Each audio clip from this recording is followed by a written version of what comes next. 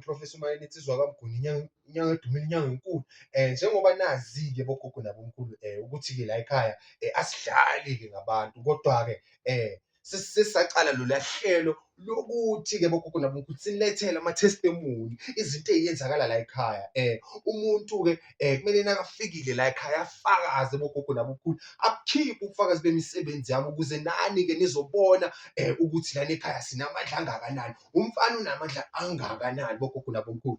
So-ke lana-ke ngizonizwisa-ke enye yama-testimony aceda ukufika njengoba sengiqalile-ke bogogo nabomkhulu, sengiqalile lento yama-testimony ukuthi abantu babe nobufakazi bemisebenzi yami, ukuthi-ke nawe nawufika lana ekhaya ungiqele uthi mkhulu ngiqela ukubona ubufakazi bemisebenzi yakho, kuze-ke nawe uzothenga into zami ungangabazi ngoba sizama ukwenzani, sizama ukubuyisa isithunzi sobunyanga bogogo nabomkhulu. Kancane-ke ngizonikeza nayi i-testimony bese-ke kuzoba ukuqala kwendlela yethu enhle bogogo nabomkhulu. Thokozani.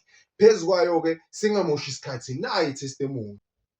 Gogo, thokoza gogo. Hhayi, la bantu bayavela namhlanje, bayavela bayakhombisa. Lo sesi lokhu ukhuluma ngayo ukuthi lo sesi uthanda amaduku amathazana. Hhayi, uzile athi unikeza ukudla wadwade. Wavela lo sesi lo amaduku gogo. Thank you gogo.